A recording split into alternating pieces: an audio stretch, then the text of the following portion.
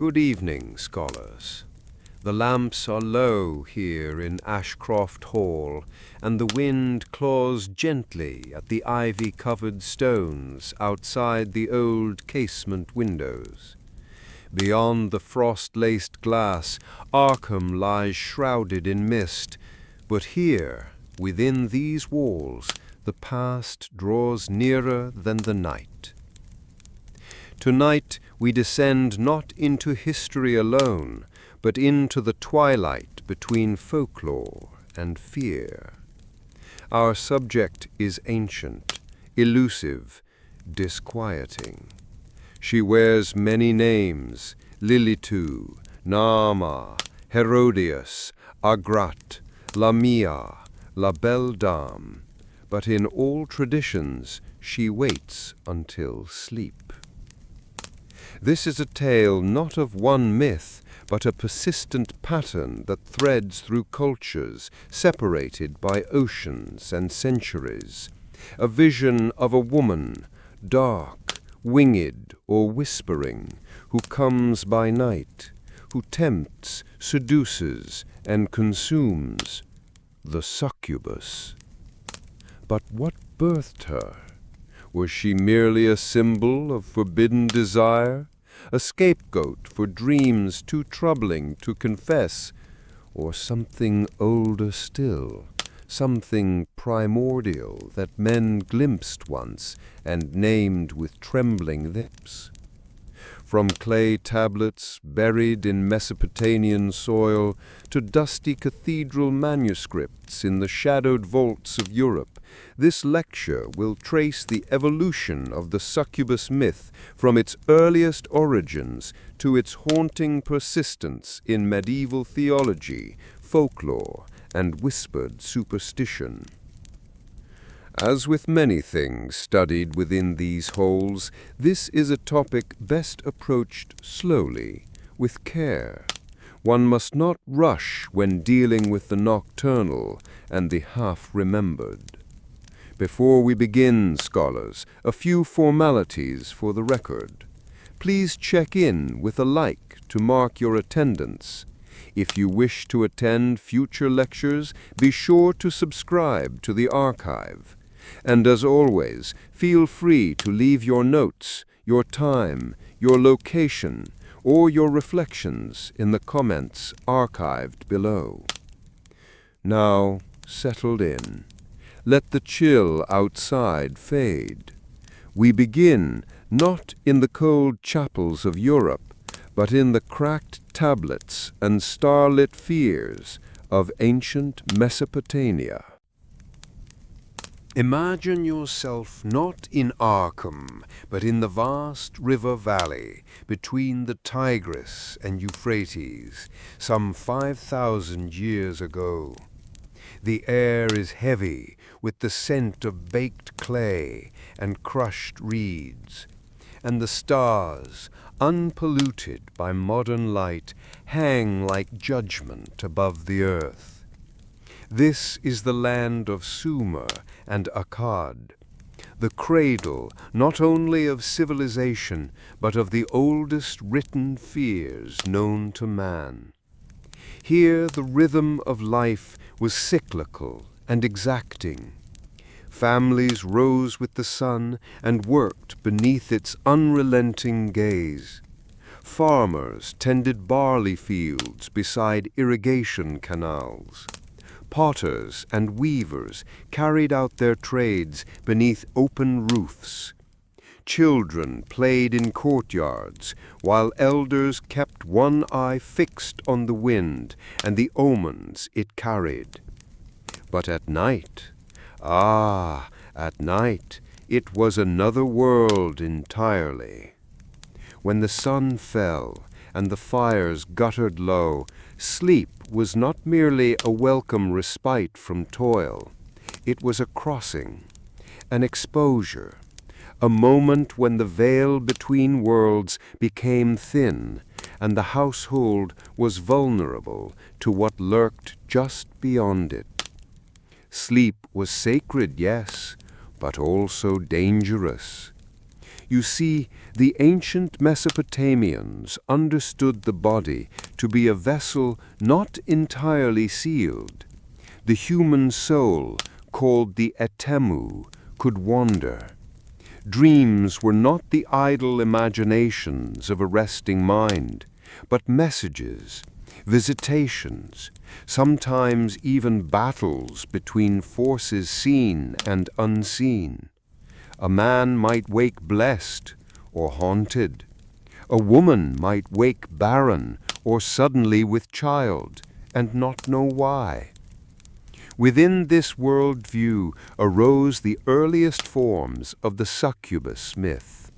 But they were not called that, not yet. Instead, there was a cluster of beings whose names would recur like a whispered refrain throughout Near Eastern lore. Lilu, lilitu, ardat lili. The lilu was a male wind demon, known to drift into bedrooms at night, to torment sleepers, to stir lusts or steal vitality. His female counterpart, the lilitu, was far more feared. She was thought to visit men in their dreams, seducing them, draining them, sometimes even bringing death. The ardat lili, perhaps a younger form, was said to haunt bachelors, compelling them with desire, then leaving them ill or mad. It is no coincidence that these beings often emerged in the hours before dawn, when the desert winds changed and the dreams turned thick. Nor is it mere poetry that their names would be later absorbed into Hebrew and Aramaic texts, carrying forward the scent of old clay and older fear. To the Sumerians, these spirits were not abstract metaphors. They were real, if invisible, and their presence demanded ritual attention. The average household, humble though it might be, was often fortified not just against thieves or wild dogs, but against spirits. Clay plaques depicting protective deities such as Lamashtu or Pazuzu were hung above doors. Incantations were etched into the bricks of walls.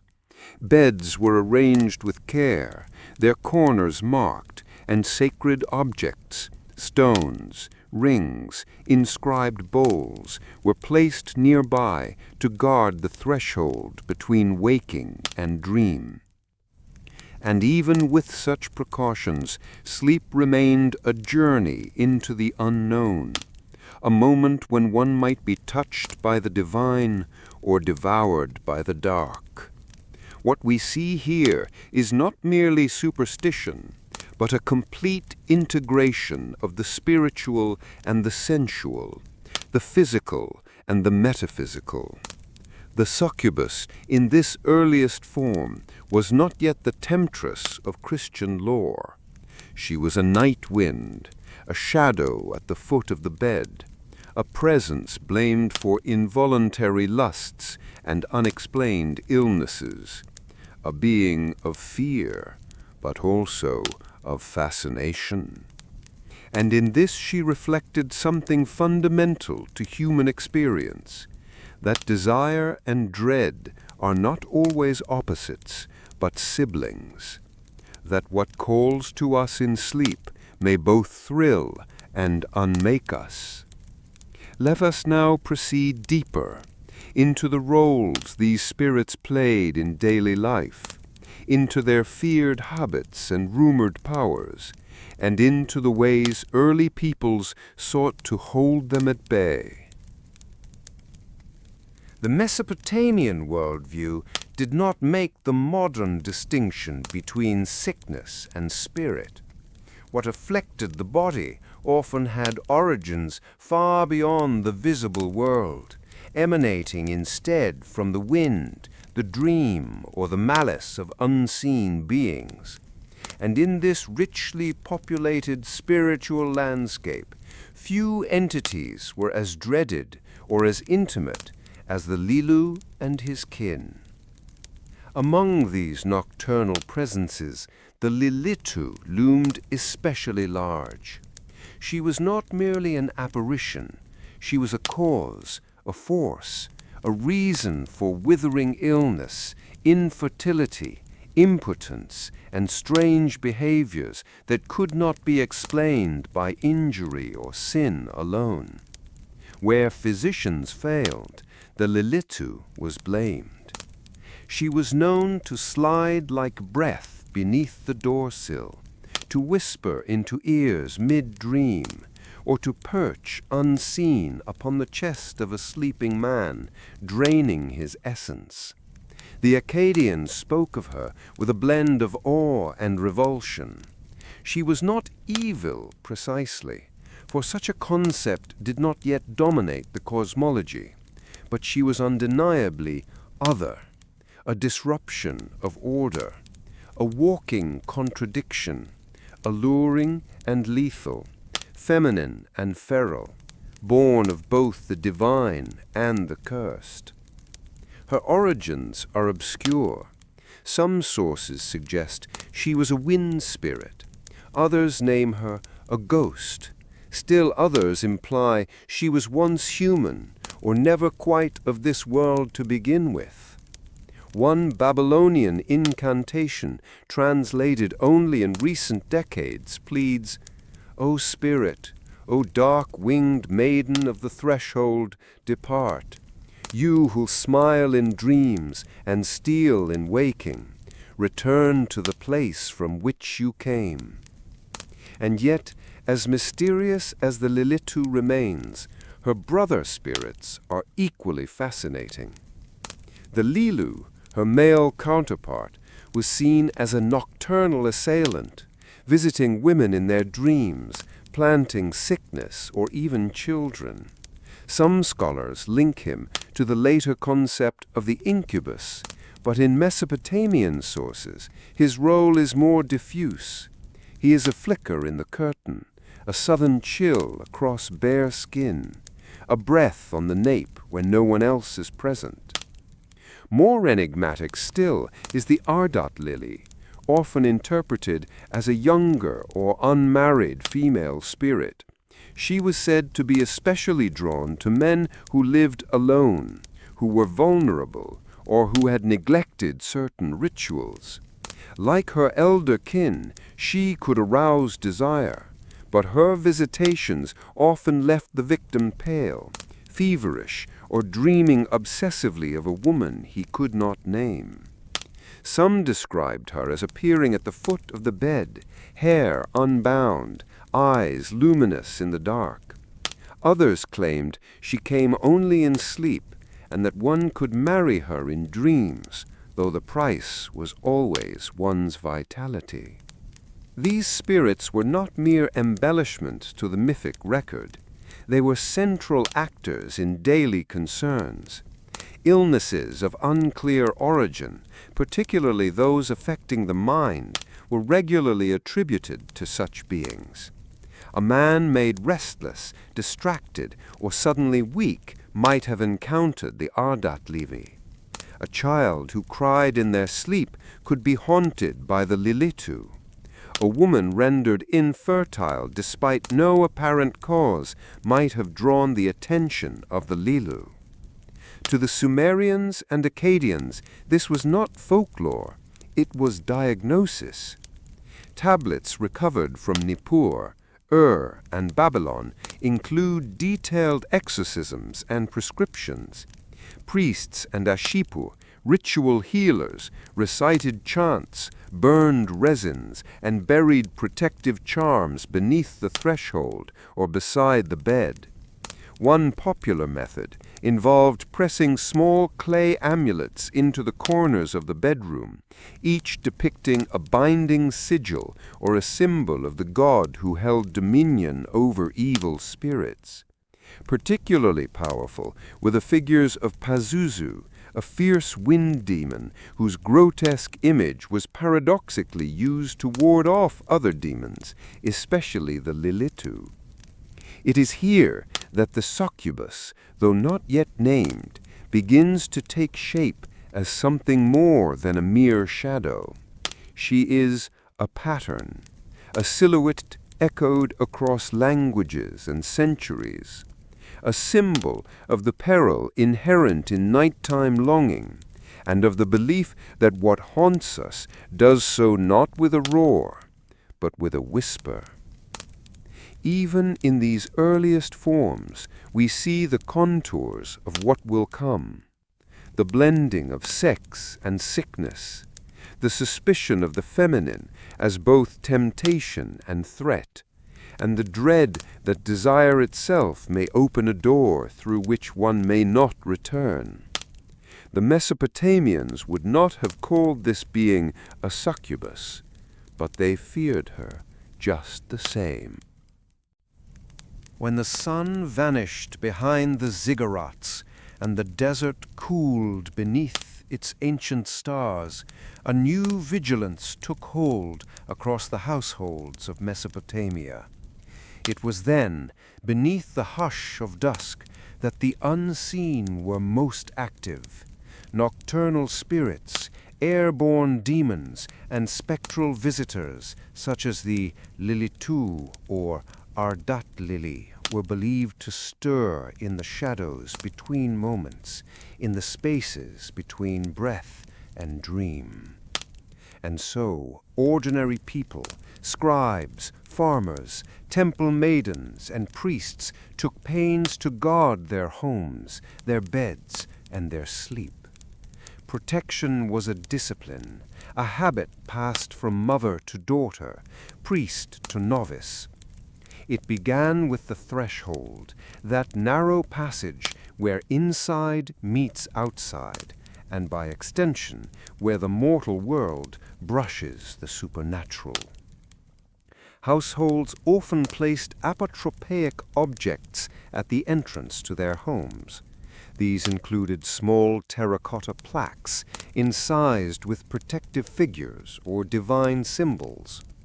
Among the most widely used was the image of Pazuzu, a fearsome demon king with leonine face, serpentine phallus, and wings. Despite his monstrous appearance, Pazuzu was invoked as a defender against other demons, especially Lamashtu and lilitu-type spirits. His image, grotesque and stark, was nailed above doorways or worn as an amulet.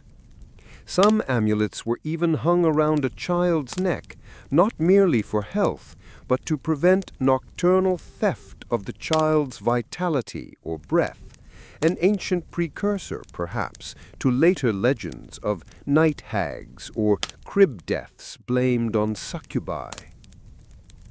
Near the bed, charms and ritual tools were commonly placed, carved stones or tokens marked with cuneiform blessings, small bowls filled with protective herbs such as juniper or myrrh, dolls or figurines representing guardian spirits. One typical bedroom charm might depict a god or protective spirit standing over a prone figure, warding off a hovering winged female. This iconography reveals a vivid belief in the vulnerability of the sleeper and the permeability of the dream world. Incantations were just as important. Priests known as ashipu, ritual experts in dealing with spirits and maladies, maintained libraries of clay tablets filled with spells, chants, and instructions. These were not superstitions in the pejorative sense, but structured magical protocols rooted in tradition, observation, and the metaphysical assumptions of the age. One spell, translated from Akkadian, reads, "May she who flies by night turn her wings elsewhere. May the threshold reject her. May the wind carry her name into silence." These incantations were often spoken aloud before sleep or whispered as part of a longer purification ritual. In wealthier homes, professional exorcists might be hired to inscribe protective texts on tablets or bowls, to be buried at each corner of the room, sealing the space from invasion. Some even painted protective signs on the soles of their sandals, believing that the spirit world read symbols through contact.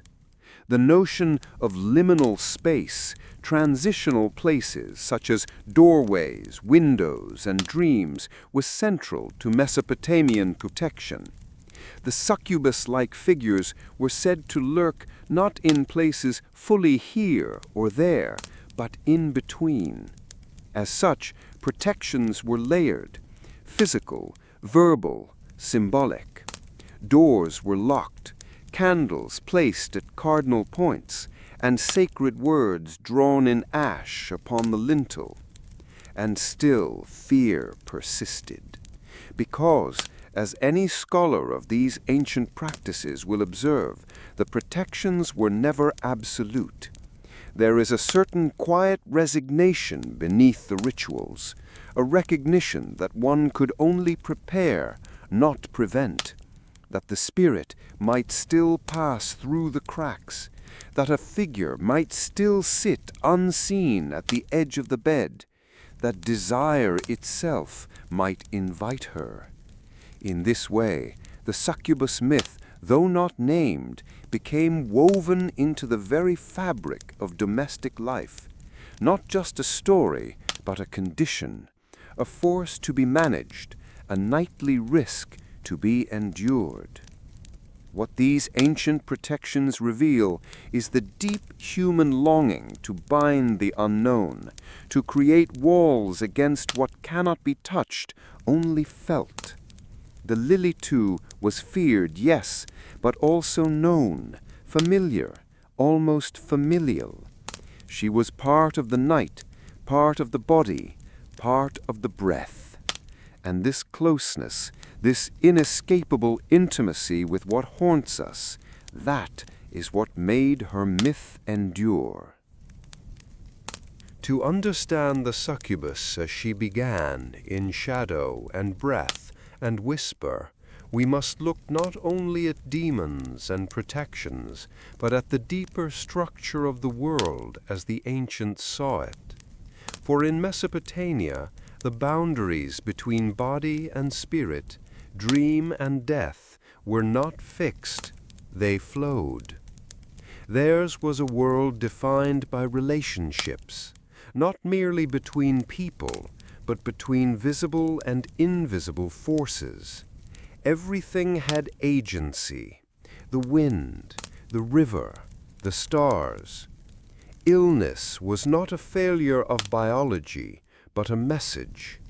Dreams were not idle imaginations, but arenas in which divine and demonic entities moved. And it is in this fertile metaphysical soil that the myth of the succubus grew, not as a monster, but as a symptom, a sign, a result. Sleep, above all, was a liminal state, neither waking nor death, yet close to both. The sleeping body, they believed, became permeable. The soul, the etemu, could drift into the spirit world, encountering beings beyond comprehension.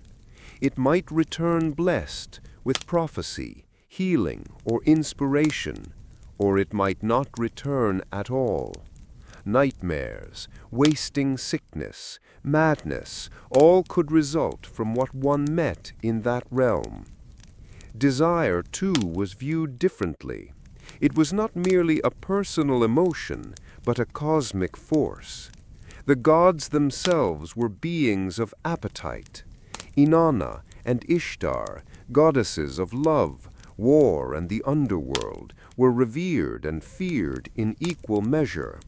Their sexuality was potent, transformative, often lethal. To desire was to participate in the divine and to be vulnerable to it. The succubus, then, in her earliest forms, was not a villain, but a vector. She embodied the moment when desire became too strong, too uncontrolled, too other. She represented the anxiety that to dream of passion, especially passion that could not be named or confessed, was to be touched by something not wholly human. And here we must pause on one crucial insight. In ancient Mesopotamian thought, the world was always in balance. Health was harmony. Illness, misfortune, or even excessive emotion, all were signs that balance had tipped. The lilitu and her kin were not evil in the modern sense. They were reminders that desire, when unguarded, could invite forces best left outside the door. Sleep was sacred, yes, but it was also dangerous because it brought vulnerability. A man who dreamed of a woman he could not name might wake changed, weakened, lost in longing. A woman who dreamed of a shadow lying beside her might find herself unwell, her body chilled, her thoughts fogged. These dreams were not dismissed. They were investigated, brought to the temple, interpreted. Some tablets describe lovesickness not as romance, but as affliction. A man touched by the ardat lili might be cured, but not by time or talk. He required ritual, cleansing, and perhaps divine intervention.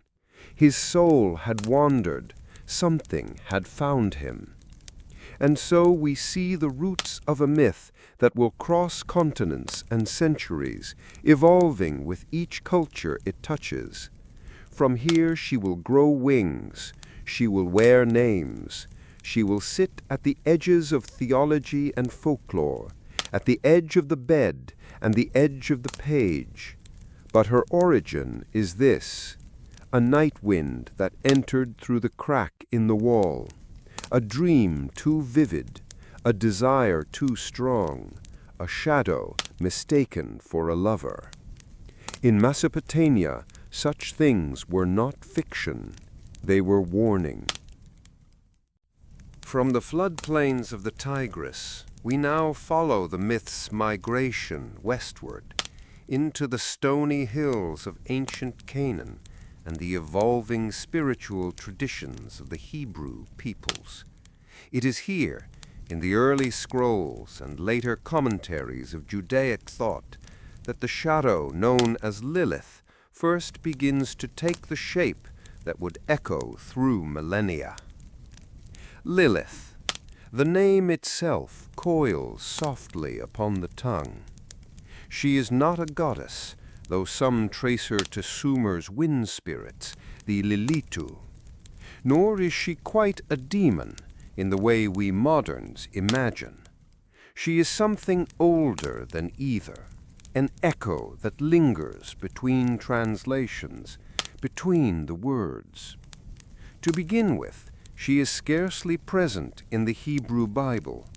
Only once, in the book of Isaiah, chapter 34, does the name appear, rendered in some translations as night creature, screech owl, or left untranslated, Lilith. The verse speaks of a desolate place, cursed and emptied, where wild beasts dwell, and the Lilith shall settle there and find herself a resting place. A single line, and yet, like a splinter of obsidian, it would cut through centuries of imagination.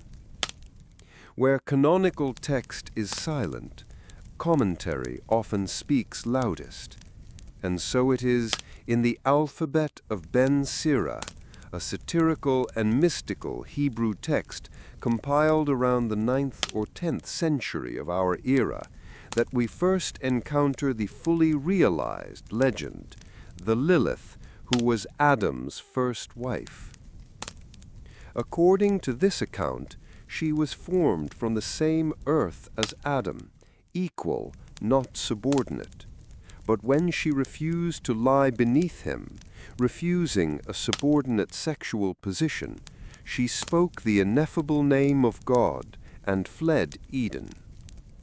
Angels were sent to retrieve her. She refused, and so she was cursed. Lilith, the tale continues, vowed to prey upon newborn children and sleeping men. She would seduce, steal seed, and give birth to demonic offspring. It was said that one could protect an infant from her grasp by hanging an amulet bearing the names of the angels who once sought her return, Sanvi, Sansanvi, and Semangalaf. This version of Lilith combines several threads: ancient Mesopotamian spirit lore, evolving theological anxieties, and the ever-present human fear of transgression. She is female, sexual, independent, and vengeful, qualities made doubly dangerous when attached to the night.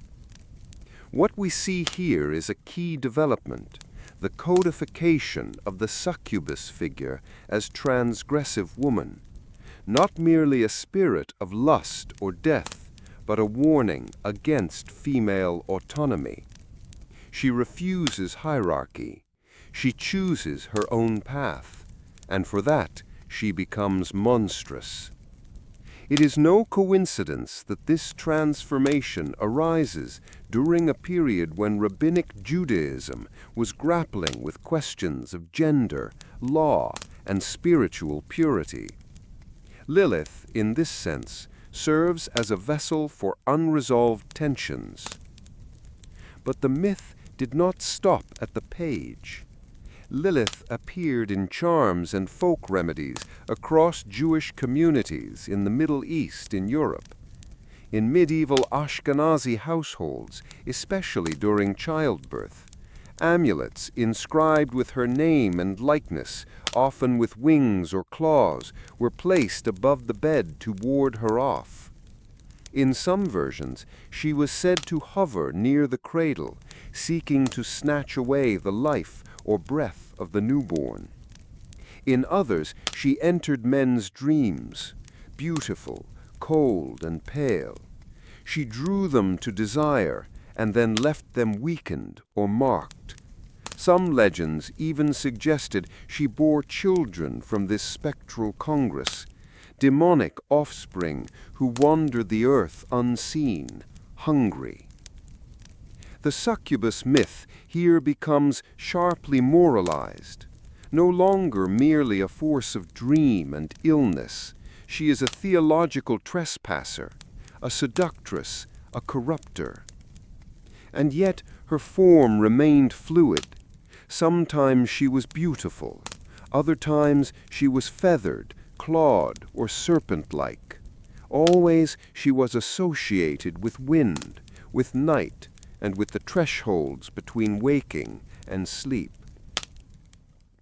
Even the Talmud, that vast sea of Jewish legal commentary, alludes to night spirits, not always naming Lilith, but invoking mazikin, harmful spirits, who could approach sleepers.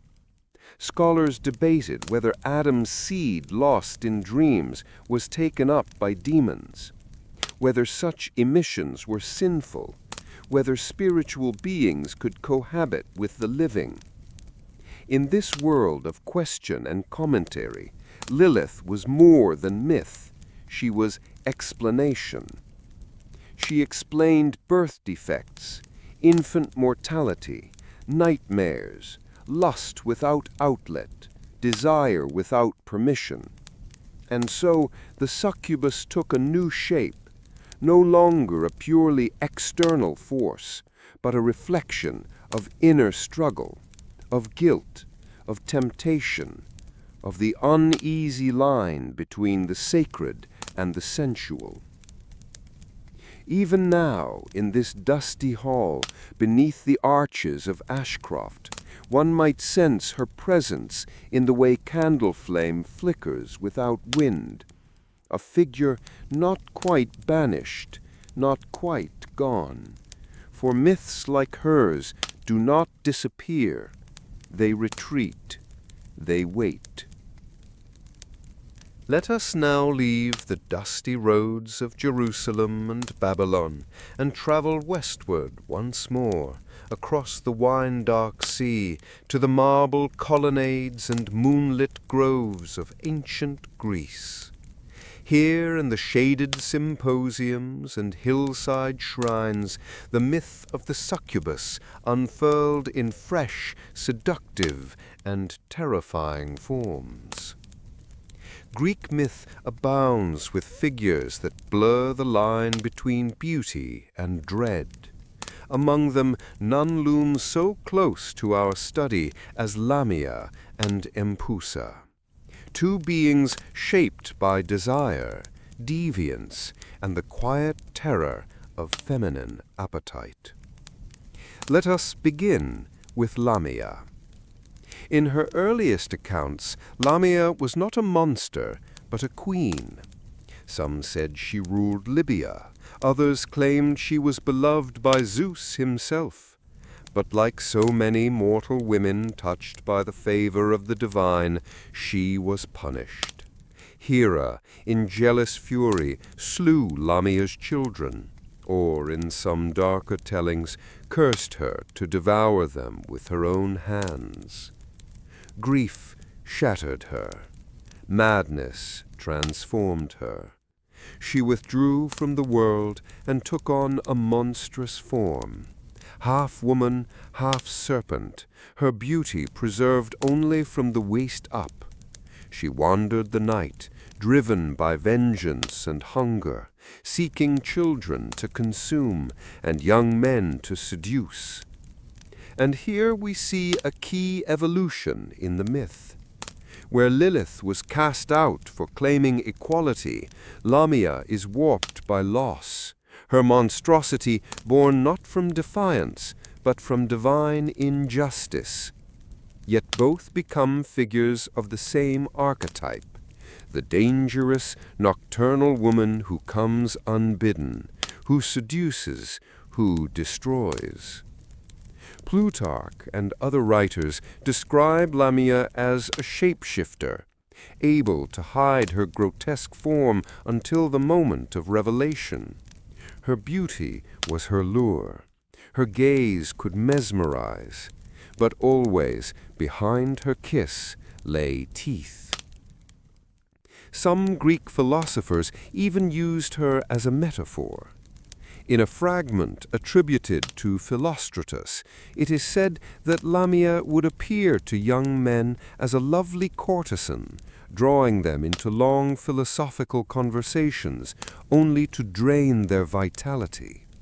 She became a symbol for illusions, desires that seem noble or beautiful but lead only to ruin. And then there is Empusa. If Lamia was tragedy turned predator, Empusa was chaos wrapped in flesh. She was said to be the daughter of Hecate, the goddess of magic, crossroads, and the moon. Empusa was often described as having one leg of bronze, the other of donkey or flame. Her shorm shifted at will. She could appear as a beautiful maiden, an animal, or a spectral light. She stalked travelers by night, especially those who slept alone in the wilderness. Like the succubus, she delighted in illusion. Her beauty was never stable. It flickered, faded, reformed. Men who lay with her would find themselves drained, or in some stories, dead.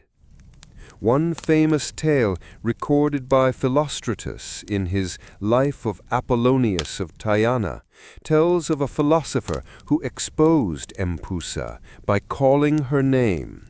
She screamed and vanished in a burst of flame. Her name, like that of Lilith, had power. To speak it was to dispel the illusion. In Empusa we find not grief, but mockery. She seduces not for union, but for sport. She is fear embodied in the shifting shapes of desire, the woman who is not a woman, the lover who vanishes, the night visitor who leaves no trace but exhaustion. Both Lamia and Empusa were linked to the dreams of men and the fears of mothers. They were invoked in lullabies, whispered about in brothels, feared on lonely roads. They became the embodiment of eros corrupted, of beauty that conceals hunger. And in this way, Greek myth gives us a further refinement of the succubus figure. She is no longer just a spirit of the night, nor a theological warning. She becomes a question. What lies behind beauty? What price is paid for desire? What if the face you long for is only a mask? To the Greeks, such fears were not irrational. They were philosophical. Erotic fear, phobos eros, was a recognized category of thought, where love could unmake, where passion could reveal the instability of self. And so Lamia and Empusa joined the night's chorus, figures of fear, but also of fascination. Students of Plato and priests of Dionysus alike spoke their names. They became part of the tapestry, monsters, metaphors, and myths. And like Lilith, they never quite left. Now we descend from the sunlit temples of Greece into the sprawling mosaic of the Roman world, a civilization of roads and rules, of marble and empire.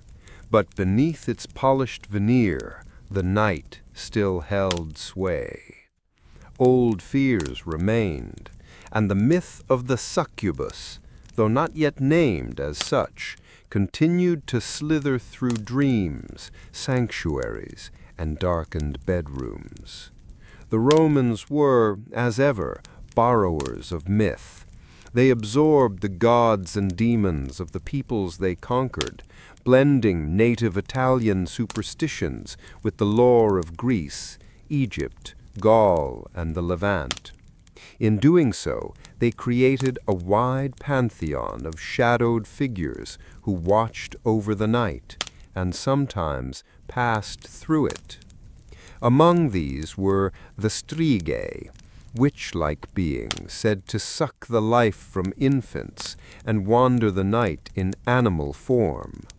Roman writers such as Ovid and Pliny mention them, though often with a wry tone, half dismissive and half wary. The striga was not precisely the succubus, but she echoed the same unease, the feminine presence that violated boundaries, that fed off the body, that lingered near cradles and beds. Then there were the Lamiae, imported directly from Greek legend, but transformed in Roman thought into a class of beings, female phantoms who devoured flesh, seduced men, and haunted crossroads. Pliny the Elder and Apuleius spoke of them in strange, half-believed tales, women who beguiled travelers only to disappear, leaving nothing but scattered clothing and drained bodies. In this we begin to see the myth fractalize. The succubus is not yet a singular figure, but a type, a presence inferred across dozens of names and warnings. She appears in household charms, in whispered lullabies, and in the margins of natural philosophy. Roman religion offered protections. The lares and penates, household spirits, were invoked to guard against nocturnal visitors. Statues of Mercury, guardian of thresholds, were placed near doorways. Rituals involving iron, salt, and fire were common, especially during Lemuria, the Roman festival of the restless dead. During Lemuria, held in May, households would rise at midnight, casting black beans behind them as they walked barefoot through the house. Each cast was an offering to ghosts, to lemures, to ensure they did not linger. The head of the household would then speak the invocation, "With these beans I redeem me and mine." A simple line, but one weighted with dread. For who knew what spirits might take offense if left unacknowledged?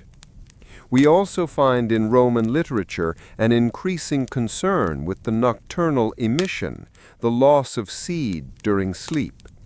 Roman medical writers like Galen discussed such events in terms of bodily humors, but also with a trace of moral unease. Some men, they noted, dreamed of women or something like women who lay with them by night, leaving them weakened, distracted, or marked. Such dreams were not always dismissed as fantasy. By the late imperial era, especially as Christianity began to rise within the empire's intellectual elite, these occurrences were reinterpreted through a moral lens. The Roman world was moving from myth to theology, and with it the night visitor became more than a curiosity. It became a temptation, a sin, a test.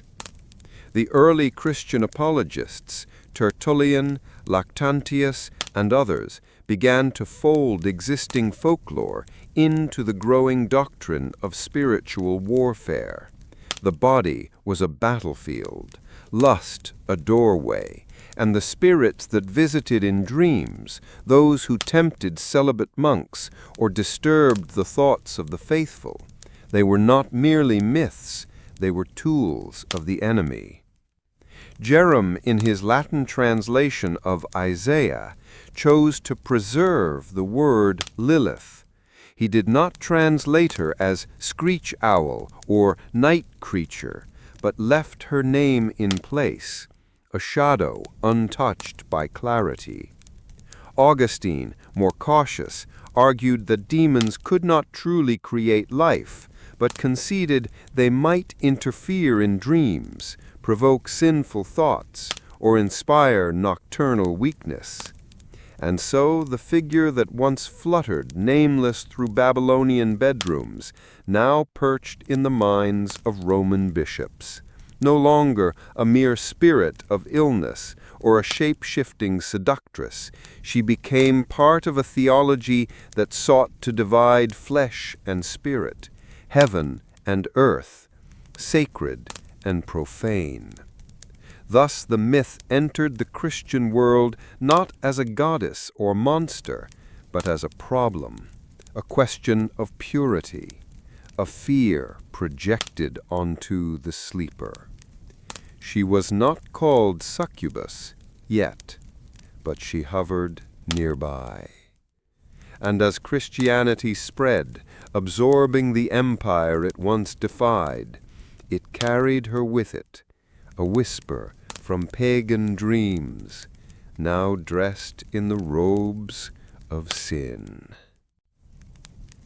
By the time the Roman Empire faded into fractured kingdoms, and the Latin Church rose as its intellectual heir, the landscape of belief had changed.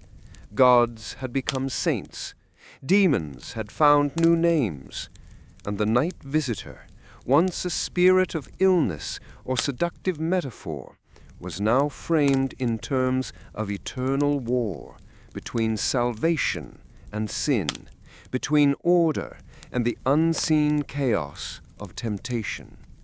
It is here, in the candlelit study cells of monastic Europe, that the myth of the succubus was given its most enduring form. The word succubus first appears in Latin theological texts of the High Middle Ages, derived from succubare, to lie beneath. The etymology is no accident. She is defined by position, by passivity, twisted into predation. She comes not as a violent invader, but as a quiet, intimate thief of purity. And yet, beneath this term lies a fusion of far older fears. The Church Fathers, Augustine, Jerome, Ambrose, did not invent the succubus, but they formalized her. She became a theological reality, a being allowed, if not caused, by divine permission to test the faithful.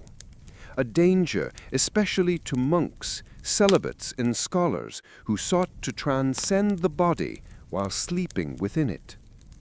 Saint Augustine, in De Civitate Dei, the City of God, speaks of demons who assume the forms of women, with whom even the holy men are tempted to copulate in dreams. He is careful, cautious, philosophical, but he does not deny the phenomenon. Other writers were bolder. The Dominican theologian Thomas Aquinas, in the Summa Theologica, presents a full taxonomy of such demons: incubi, who lie atop women, and succubi, who lie beneath men. He suggests that demons, lacking physical bodies, must steal seed as succubi, then implant it as incubi, thus creating a cycle of impurity that corrupts both flesh and spirit. Here the myth becomes not merely superstition, but metaphysics, a system, a schema.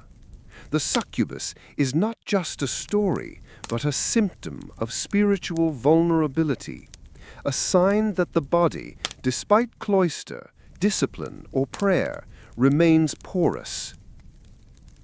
In visions recorded by mystics and confessors, she takes many forms. Sometimes she is a radiant angel who turns dark just before the act. Sometimes she appears as a dead wife, a long-lost sister, or a nameless stranger. Always she arrives at the edge of sleep, when willpower fades and the body betrays its own intentions. Theologians debated whether such demons had true bodies. Some said they were made of air, capable of condensing themselves only temporarily. Others insisted they were phantoms, able to manipulate dreams, but not matter. Still others suggested that they worked in cooperation with witches, borrowing flesh from those who had made pacts, thereby entering the physical world through borrowed means. This ambiguity only deepened their fear. In monasteries across Europe, monks scrawled marginalia beside their psalms, half-erased images of horned women, of serpents with breasts, of hooded lovers who vanished by dawn. Some, after suffering recurring dreams, would engage in self-punishment.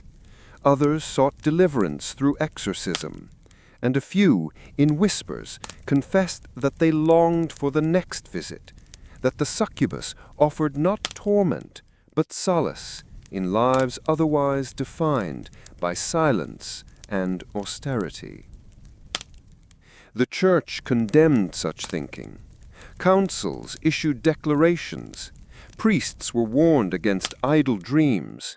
Women who inspired suspicion, especially midwives, widows, or healers, were sometimes accused of consorting with succubi or harboring them in spirit. By the 13th and 14th centuries, the myth had become weaponized. No longer simply a metaphysical curiosity, the succubus now served as a justification for surveillance, for inquisition, for the increasingly elaborate rituals of control. The female body was now doubly suspect, a vessel of temptation by day, and at night possibly a mask for something far worse. And yet, through all this moral scaffolding, the core myth remained intact. A woman who came in dreams, a presence who offered pleasure and left sickness, a figure who straddled the line between self and other, between desire and destruction. She was Lilith, Lamia, Empusa, now reshaped by doctrine, given new robes, and placed at the threshold of the soul. And she had a name, Succubus. As the Middle Ages deepened and Europe's theological landscape hardened into sharp lines of doctrine, the dream-haunting figure we now call the succubus found herself increasingly defined, not through myth or poetry, but through the dense ink of scholastic inquiry. The 13th and 14th centuries were not, as once caricatured, an age of ignorance. Rather, they were an age of classification, of careful division between sacred and profane, between permitted and forbidden, between body and spirit. And in the cloisters and universities of Christendom, learned men took up the task of explaining evil with precision. Among the subjects of fascination and concern, demons of the night. And at the center of these discussions stood two terms, incubus and succubus, now formalized into Latin, defined, debated, and feared. An incubus, from incubare, to lie upon, was a male spirit who assaulted women in their sleep. A succubus, as we have seen, was his counterpart. She lay beneath, luring men into sin and exhaustion. But these were not understood as distinct species. Most demonologists agreed they were one and the same, shapeshifters who could appear as either sex, depending on the occasion and the intended victim. Theologians such as Thomas Aquinas and Albertus Magnus speculated that a demon lacking its own seed would act first as succubus, collecting seed from a man during a dream encounter, and then as incubus, implanting that stolen essence into a woman. This dual role introduced a theological problem. Could demons cause conception? Aquinas, ever cautious, asserted that demons could not create life, but might facilitate it.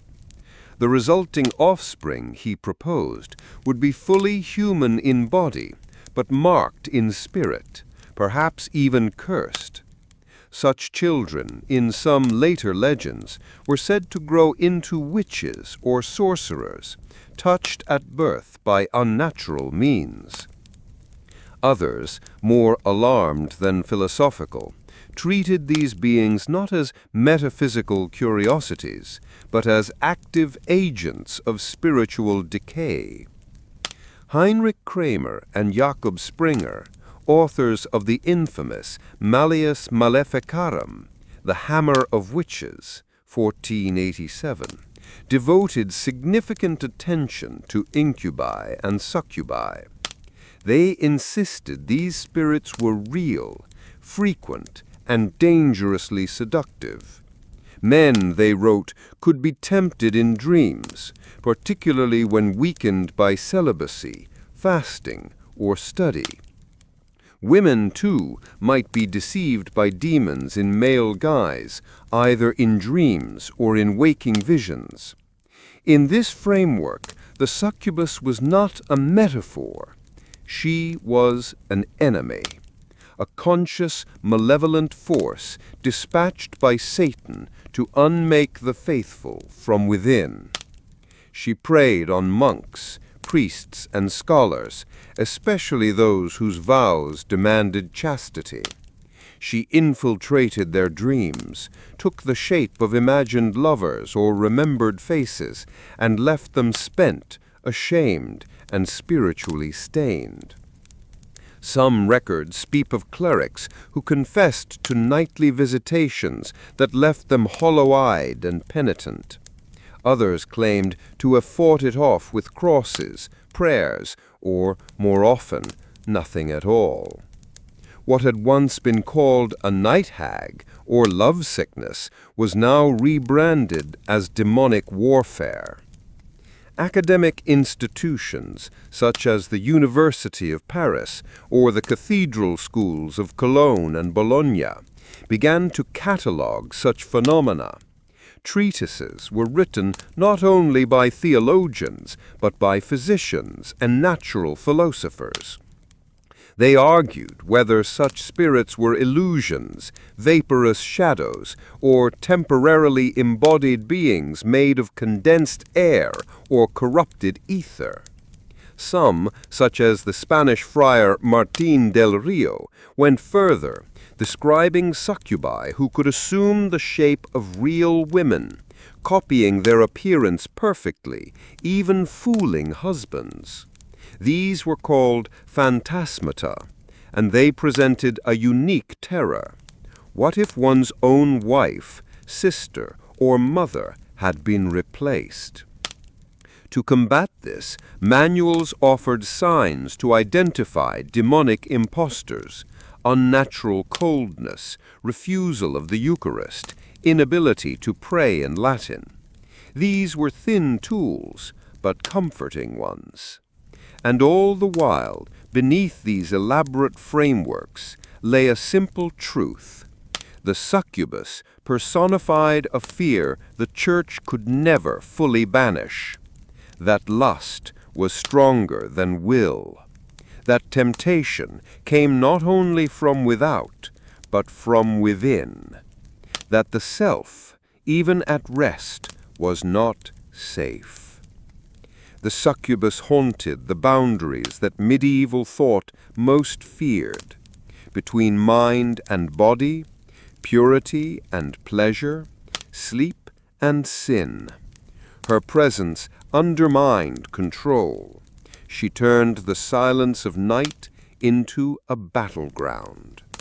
And in doing so, she secured her place in the canon, not only of folklore, but of theology. Let us now draw back the curtain of cloistered life, not to intrude, but to listen, to hear what was whispered in confession, scratched in the margins of prayer books, and buried in the silence of stone cells. For it is within the monastery that the myth of the succubus moved from theory to torment, and from torment to obsession. The medieval monk was a man divided. He renounced the world, its comforts, its company, its bodily pleasures, not in hatred, but in pursuit of something higher, spiritual purity, closeness to God. Yet he did not cease to be flesh. Beneath the hair shirt, the flesh remained. The body, with its rhythms and urges, continued to stir in ways neither prayer nor fasting could fully extinguish. And at night, especially, that body dreamed.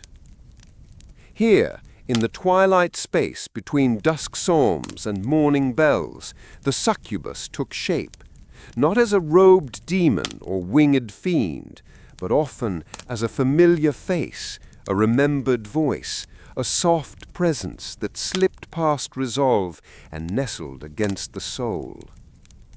Monastic records, sparse and often circumspect, still give us glimpses. In one preserved letter from a Benedictine monk at Cluny, written in the early 12th century, the writer confesses, "I was taken by her again. She wore no form I recognized, yet I knew her. I woke cold, unclean, ashamed. I have fasted. I have beaten my breast. Still she returns." Another, in a marginal note beside Psalm 51, "Have mercy on me, O God," simply writes, "She came after matins. I wept. She smiled." Theologians tried to give structure to such experiences. As noted in our previous segment, involuntary emissions during sleep, commonly called pulitio nocturna, were considered morally ambiguous. If the dream was impure, the sleeper bore some guilt.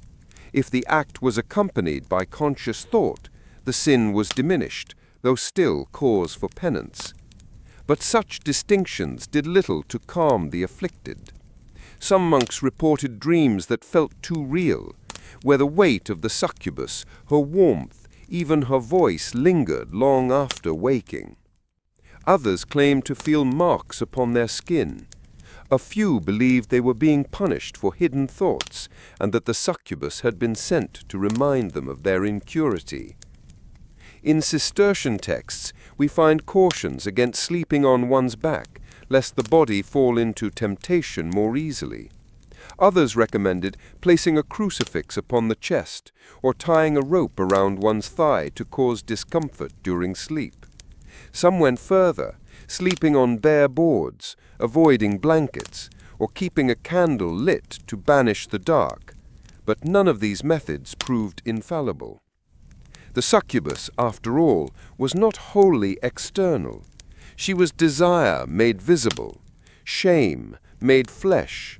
The more one resisted, the more elaborate she became. Her form tailored itself to the sleeper's own longing, and in this she revealed a theological crisis.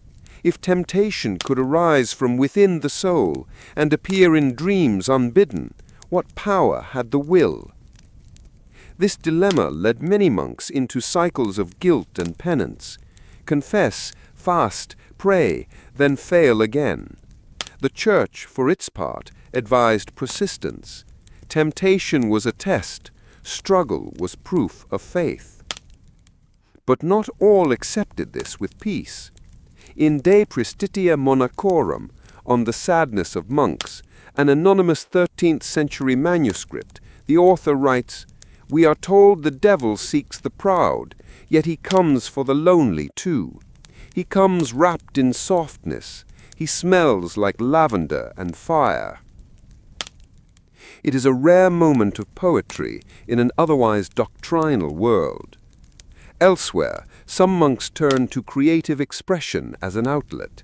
Illuminated manuscripts from the period show grotesques, hybrid creatures with breasts and claws, often hidden in the margins, leering from the corners of sacred pages.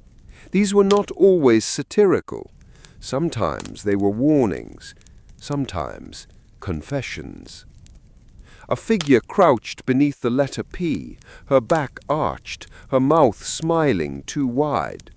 A demon with a woman's torso in the hind legs of a hare, dragging a chain behind her. A cloaked figure cradling a skull, but if one looks closely, the skull is laughing. Art became the only place they could speak what sermons forbade. And so the succubus continued her visits, not just in sleep, but in ink and thought. She lived not only in the night, but in the struggle to resist the night, to deny what the soul quietly desired. To be a monk was to fight not only the devil in the world, but the self in silence. And the succubus, with her gentle hands and terrible grace, was both adversary and mirror.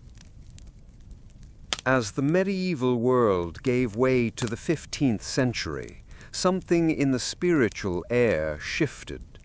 What had once been private torment, silent battles waged in monasteries and murmured in confessionals, began to swell outward, to move from dream to accusation, from ink to fire. The succubus, until now a shadow figure haunting the scholarly and the chaste, began to be named in a louder voice. No longer merely a spirit of temptation, she became a weapon in the Church's expanding arsenal against heresy, deviation, and fear. This was the age of witchcraft, and at its terrible heart stood a book. In 1487, two Dominican inquisitors, Heinrich Kramer and Jacob Sprenger, published the Malleus Maleficarum, the Hammer of Witches. Its purpose was clear: to codify, justify, and encourage the identification and persecution of witches across Christian Europe. It is a text at once dense, obsessive, and grotesque, filled with paranoia disguised as piety. In its pages, the female body becomes a battleground of suspicion. Women are described as more carnal, more deceitful, more easily corrupted. And central to this corruption is the carnal pact, a supposed agreement between woman and demon, often sealed through sexual congress with an incubus, or, depending on interpretation, the woman herself becoming the succubus. Here, the myth is reversed. No longer is the succubus merely a spirit who comes to men. Now women are accused of calling her forth, or worse, of becoming her through union with the devil. According to the Malleus, the demonic lover was not only real, but had clear physical traits: icy skin, and unnatural weightlessness, a repulsion from holy things. He or she might appear in dreams or even in the waking world in the shape of a neighbor, a stranger, or a long-dead spouse. And from these unions came offspring, not physical children necessarily, but spiritual consequences, the spreading of heresy, the corruption of crops, the weakening of faith. Kramer especially was obsessed. He filled chapters with instructions for identifying such liaisons. He described how witches would receive demons into their bodies at night, lying in fields or beds, moaning without reason. He claimed such women could feel no shame, for their souls had already been given over. He further asserted that the succubus could collect seed from men, especially priests, and use it to create homunculi or empower other demons. Here again is that old fear, the seed lost in sleep, now transformed into a demonic weapon. In this worldview, a woman's lust was never merely her own. It was evidence. Villagers, steeped in both folklore and fear, soon added their own flourishes. Old women who lived alone, midwives who knew too much of the body, girls who refused marriage, all became suspect. If a man fell ill after a dream, he might claim to have been attacked by a succubus. If a baby died in its cradle, the midwife might be blamed. If a monk confessed impure dreams, a local woman might be arrested. Under torture, many confessed to what their accusers wished to hear: that they had lain with the devil, that he had visited them as a shadow, a dog, a nobleman, a man with burning eyes and cold flesh, that he had taken from them pleasure and left in return a mark, a scar, a blemish, a mole. In this new climate, the succubus was no longer just a metaphysical fear. She had become a legal reality. Trials were held, women were burned, communities tore themselves apart. And through it all, the myth fed itself. The more people believed in her, the more she appeared. In dreams, in accusations, in the flicker at the edge of the firelight. The succubus had become not only a creature of the night, but a justification for cruelty. A story told to explain things no one wanted to understand. She was the reason the priest sinned. She was the answer to the plague. She was the proof that evil wore a woman's face. And yet, even in the darkest pages of the Malleus, one hears a strange note of admiration. Kramer writes of how powerful she is, how she cannot be easily resisted, how even the holiest men are brought low by her charm. It is the fear of temptation, dressed in the language of condemnation, but pulsing with something else, a shadow of longing, of envy. And so the succubus endured, not merely as a scapegoat, but as an embodiment of the Church's deepest contradictions. Desire was sinful, but it was inescapable. The devil was a liar, but his lies looked like truth. And the succubus, she was the bridge between flesh and flame, between temptation and blame. Now we descend from the high towers of theology into the villages, where light from the hearth is the only ward against night, and where stories are passed not in ink, but in voice. Here, in the hush of rural Europe, the succubus lived not in treatises, but in tales. She had many names, and most were never written down. She was the nightmare in England, the Mora in the Slavic north, the Alpdruk in the Germanic forests. She was the changeling's mother in Ireland and Brittany, and the old hag in Dutch folklore. She was not always called succubus, but she performed the same visitations. She came at night. She pressed down upon the chest. She stole breath, warmth, and sometimes more.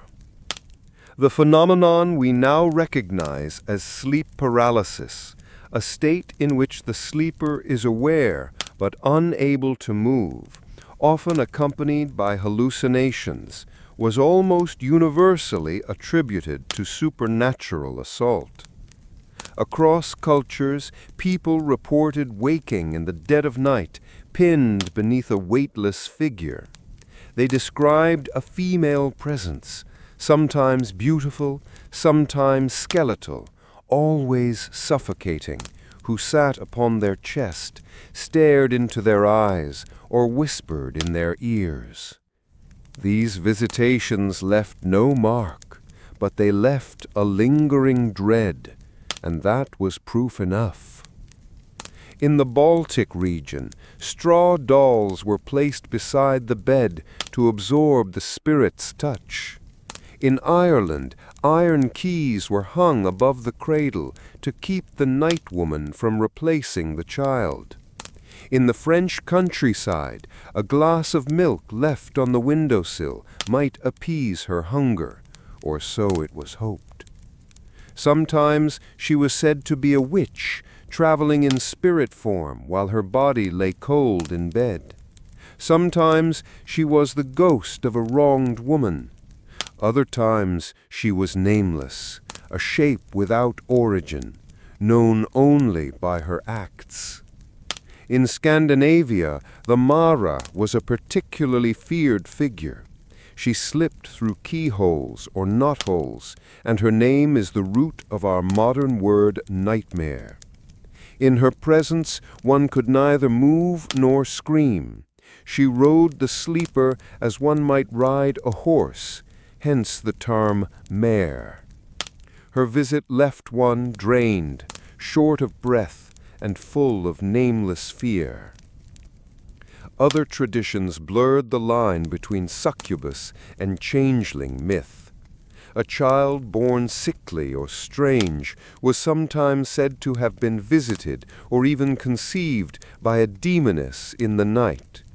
If a woman fell pregnant outside of wedlock or bore a child with unusual features, the succubus was a convenient, if chilling, explanation. Midwives often bore the brunt of these fears. Their knowledge of birth, blood, and pain placed them close to the line between life and death. If a birth went wrong or a child failed to thrive, suspicion would turn their way. In remote alpine villages, it was whispered that some women invited the succubus, that they joined her in dreams or even acted as her emissaries in the waking world. These were not accusations shouted aloud.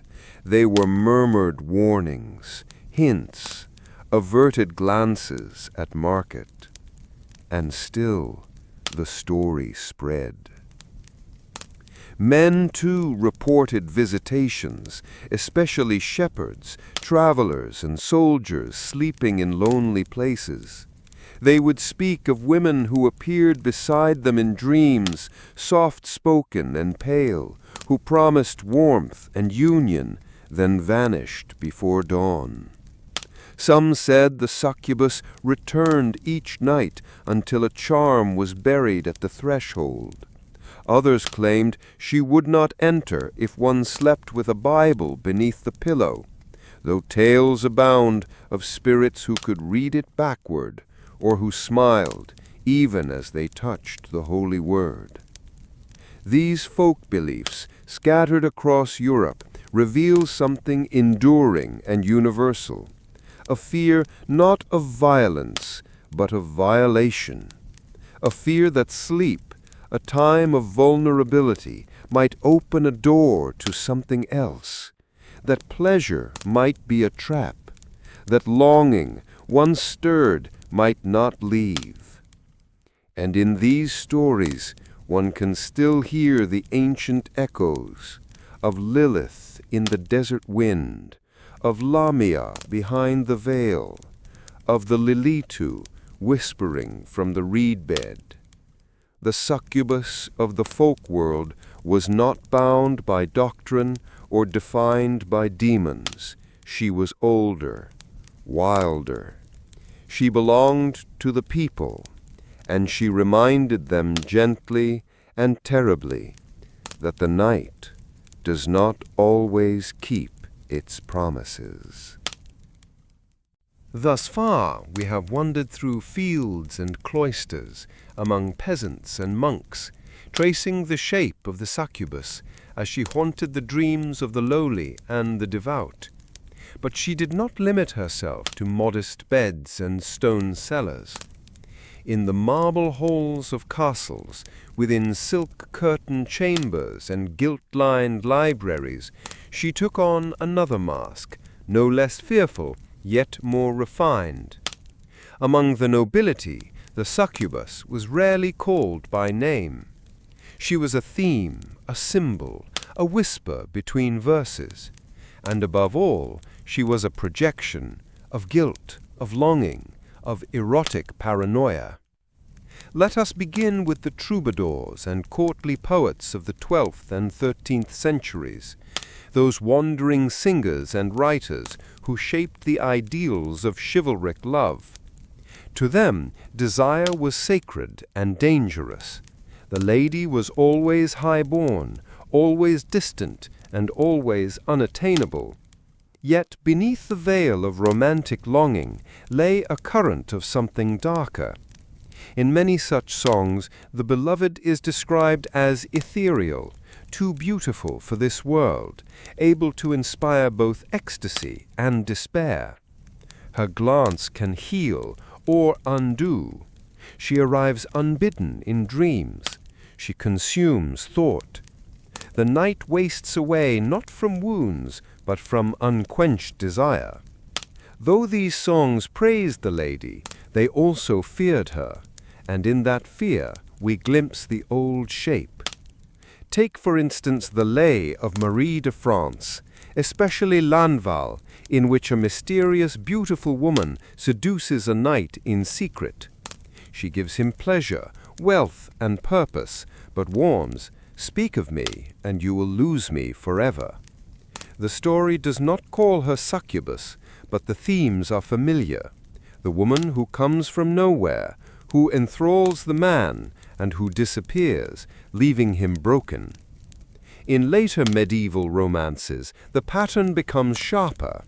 Noblemen write of ghostly ladies who appear at night, often in times of personal weakness, illness, grief, or spiritual crisis. These women offer comfort, and sometimes more. They may demand nothing in return, or they may demand everything. Sometimes they vanish without a word. Other times they linger, growing colder, hungrier, more cruel. In one 15th century French tale, a nobleman dreams of a pale woman who beckons him to her chamber. Each night she returns. Each morning he awakens more tired, more gaunt. Eventually he dies in his sleep, smiling. To the noble class, the succubus embodied more than spiritual danger. She represented social risk. A nobleman undone by lust might squander lands, abandon alliances, or tarnish his family's name. The dream visitor, in this sense, served not just as scapegoat, but as metaphor for forbidden affairs, secret pregnancies, and unexplained madness. Royal courts were especially fertile ground for such fears. At the court of Charles VI of France, known as Charles the Mad, the king's descent into instability was whispered to be the work of a spirit lover. His sudden outbursts, violent fits, and hallucinations led many to believe he had been visited in dreams by a succubus sent to destroy the crown. Similar rumors followed other nobles, earls who died suddenly after confessing strange desires, barons who abandoned their wives after visions, young lords who disappeared into forests chasing voices that called only at night. In the literature of the time, we also find a fascinating evolution, the noble woman as possible succubus. When women of power exercised agency, especially sexual or political, they were often reimagined as temptresses or witches. Figures like Eleanor of Aquitaine, Joan of Navarre, or even Anne Boleyn in later Tudor imagination were accused not only of seduction, but of unnatural seduction, of knowing things they should not, of holding men in thrall. Some were rumored to have marks, or to speak to shadows, or to consort with spirits. These suspicions were not always voiced openly, but lingered in the margins, in courtly gossip and private letters. One noble chronicler wrote of a countess whose eyes did not blink, and who knew a man's thoughts before he spoke them. Another recorded that his master dreamed always of the same lady, who wept in the moonlight and kissed him with lips like snow. The succubus had become both lover and threat. To the nobleman, she was a ruinous beauty. To the noble woman, she was an accusation waiting to happen. This dual function gave her immense symbolic power. She explained the downfall of men too weak to resist pleasure. She justified the suspicion of women too strong to ignore. And in both cases, she preserved the social order by absorbing its contradictions. She became, as ever, the perfect scapegoat, beautiful, vanishing, and always to blame. In the deep stillness of the convent, where bells marked time and silence bound the tongue, the succubus took on subtler forms. Unlike the public spectacle of the courts or the scholarly treatises of demonologists, the cloister offered only whispers. And yet it was here, in narrow stone cells and candle-lit chapels, that the most intimate and disturbing accounts of spiritual visitation were recorded. Let us begin with the paradox. Monks and nuns devoted themselves wholly to God, and in doing so they drew the attention of spirits, not all divine. The Church taught that Satan coveted the souls of the holy more than those of the profane. Monastics were his greatest enemies and his most tempting targets. For monks, as we have seen, the succubus appeared often in sleep. but for nuns the encounters were sometimes waking, or seemed to be. In numerous mystical accounts, women of faith reported being visited by radiant beings, angels they first assumed, who offered comfort, love, and occasionally union. Some described these visitations with language so rapturous that later readers could not help but wonder whether what was described as ecstasy might have been something else. Saint Teresa of Avila famously described a vision in which an angel pierced her with a golden spear. The pain was so sharp that I cried aloud, but it was also so sweet that I desired it never to end. Teresa's experience, framed as a moment of divine love, was later scrutinized by theologians who feared her vision might have been a deception, a succubus in angel's guise, or a hallucination stirred by suppressed desires. She was not alone. In convent after convent, abbesses and novices alike recorded dreams or visions in which male figures visited them in secrecy.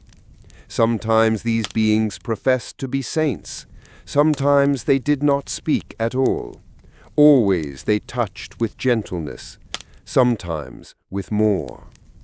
The line between divine visitation and demonic deception was thin and terrifying. To be chosen by God was glorious. To be deceived by the devil was shameful. But how could one tell the difference? The manuals offered guidance.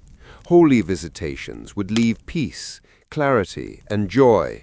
Demonic ones would leave confusion, exhaustion, and a sense of absence. But the soul, already shaken by longing or solitude, might not know what it had received. And so the succubus evolved again, into doubt itself.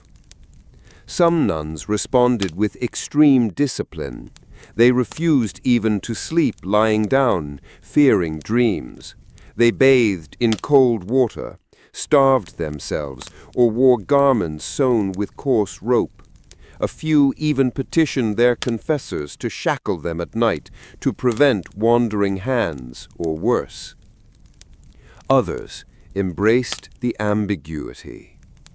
There are accounts, rare but persistent, of nuns who believed the nightly visitor to be Christ himself, arriving in secret to reward their devotion. These encounters, though sometimes condemned by church authorities, were not always punished. Mysticism, after all, was a recognized path, and who could say what the soul experienced when it drew near the divine? But the dangers were real. Inquisition records from the late 15th and early 16th centuries include cases of nuns accused of harboring spirits. One woman, Sister Clara of Lunenburg, was said to have borne marks upon her thighs, marks she claimed were left by a winged angel who visited her at night. Her confessor, unconvinced, reported the matter. She was later transferred and silenced. In such stories, the succubus did not merely tempt or harm. She mimicked. She pretended to be what the dreamer most wanted, a savior, a protector, a long-lost love. And this, perhaps, was her most terrifying form. For within the cloister, where touch was forbidden and speech restricted, the dream became the only space where longing could take shape. And the succubus, whether demon, delusion, or desperate hope, entered through that very door. To some she was a punishment, to others a comfort they could not confess. But to all she remained a presence, unseen, unprovable, and utterly persuasive. Leave behind the stone walls and Latin scrolls. Now we walk muddy paths beneath the stars, through prangled woods and wind-swept fields, where stories linger not in ink, but in breath. Among the peasants, the shepherds, weavers, woodcutters, and midwives, the succubus did not wear the name given by scholars, yet she was known, utterly, viscerally. She lived in stories shared beside the fire when the day's labor was done and the dark pressed in at the windows. Tales passed between generations, folded into lullabies and warnings, cautionary songs and riddles meant to frighten children or remind them not to wander alone. Here she bore many names. In the Carpathians, she was the Nochna Jena, the night woman. In the highlands of Scotland, she was the Bean Near, a washerwoman of the ford who could lure a man to his death with a glance. In rural France, she was the Dame Blanche, the white lady of crossroads and ruined halls. In Bohemia, she was simply Ta Kosede, she who sits, appearing at the foot of one's bed when the fire burned too low. These spirits were not described in Latin. They were known by their habits. They knocked softly before entering. They left footprints in ash, though no door had opened. They were cold where they should be warm. They vanished if named, but not always. One tale from a village in the Ardennes tells of a woodcutter's son who slept alone in a hayloft and woke to find a woman curled beside him. She wept, but would not speak. She returned each night, and he withered. When he confessed to the village priest, they found his bed soaked with river water, and an eel curled where her body had been. Another, told in the alpine valleys of Bavaria, warned of the Traumfrau, the dream wife who would appear to lonely men offering comfort and touch. If welcomed 3 times, she would steal the sleeper's breath on the 4th. These stories served multiple roles. They explained illness, misfortune, and unwed pregnancy. They warned against desire and loneliness. They taught the young to fear the woods, the moor, the silent hours. And yet not all peasant stories cast her as malevolent. Some spoke of her as a guardian, a woman in white who would lie beside you when grief became too heavy, who would kiss your brow and whisper forgotten names.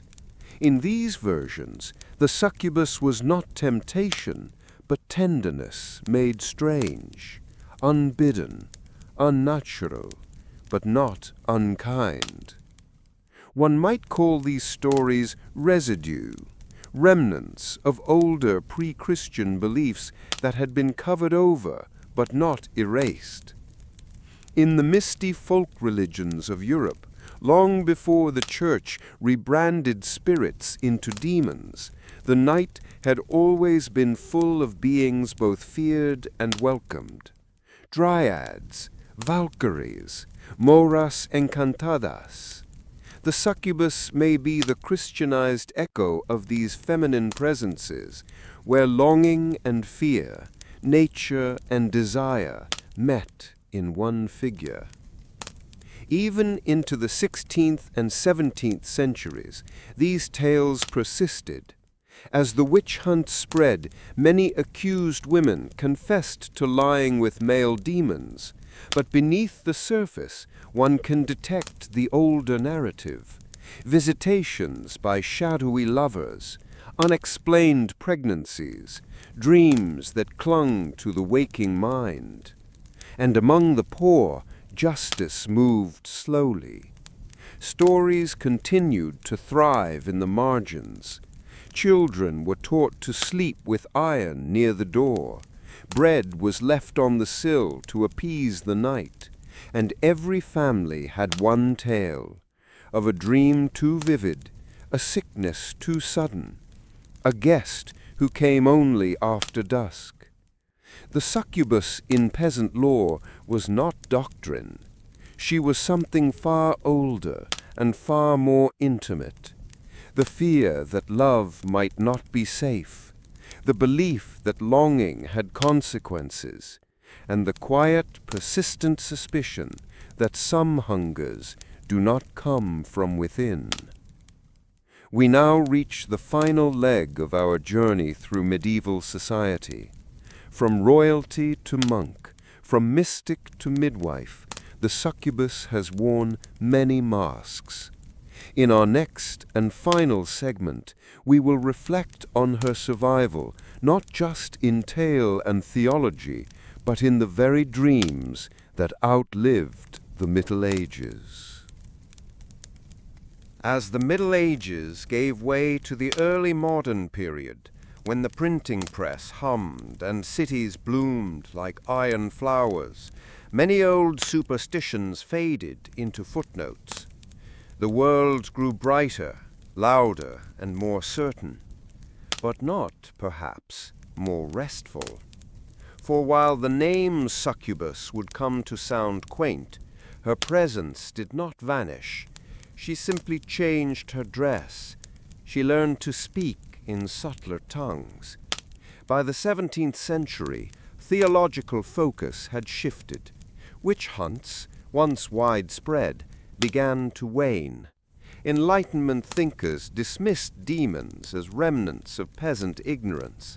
Sleep, once seen as a crossing into spiritual danger, was increasingly explained in terms of humors, nerves, and later, psychology. And yet, reports persisted.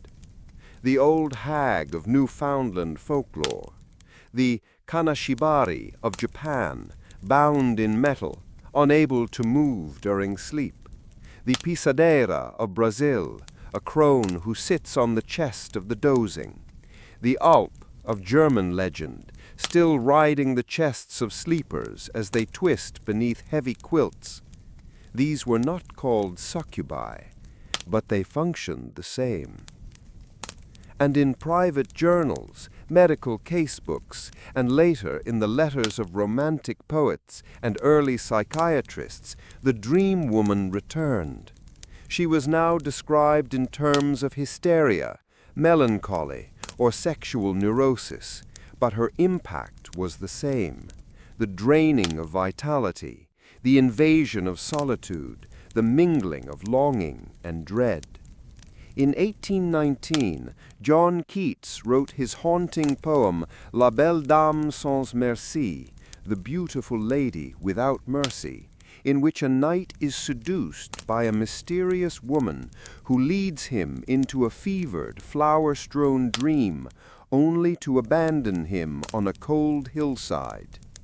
And I awoke and found me here, on the cold hill's side. He is hollow-eyed, forgotten, touched by something he cannot name. In literature and art, the succubus was now reimagined through Romanticism and Gothic revival. She became the vamp, the sylph, the phantom lover. She appears in the paintings of Fuseli, most famously The Nightmare, where a pale woman lies draped over a bed as a demonic figure squats on her chest. She appears in the works of Poe, Baudelaire, and later Freud. Freud, in his efforts to decode dreams, stumbled again and again upon the same themes: repressed desire, maternal projections, the fear of feminine power. He named these impulses, analyzed them, stripped away their metaphysical dress. But still the figure persisted. She moved into modernity with grace.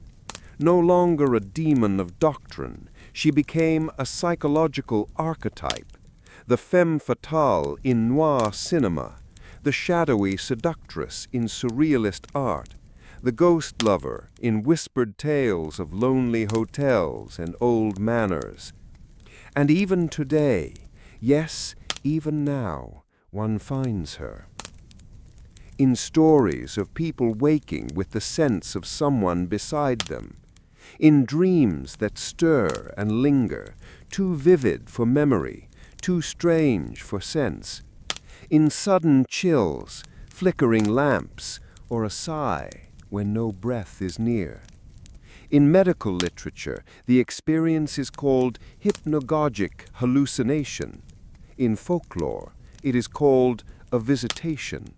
In the dreams of the lonely, it is sometimes called company. And so the succubus remains, not always feared, not always known, but always felt. She has become part of the architecture of sleep, a threshold figure, like the doorway, the mirror, or the window, where the inner and outer worlds touch. She asks questions that science still hesitates to answer. Why do some dreams leave us exhausted? Why do certain faces return again and again? Why does longing wear the shape it does? In the end, she is not merely a demon or even a myth. She is a reflection of our hidden wants, of our discomfort with pleasure, of our fear that sleep is not as private as we hope. And in that sense, she endures, not because she is ancient, but because she is true, not in form, but in function, not as entity, but as echo. She is the dream that knows your name, and the reason you wake, heart racing, when no one is there. The lamps in Ashcroft Hall burn lower now. Outside, the night drapes Arkham in quiet velvet, and the wind plays a soft, irregular rhythm against the old windows, like fingers or wings. Our lecture, like the candle's flame, nears its end. So let us ask once more, what is the succubus truly? Is she a demon, a spirit of the old world, birthed in Mesopotamian dust and carried through the dreams of monks, the fears of midwives, and the regrets of nobles?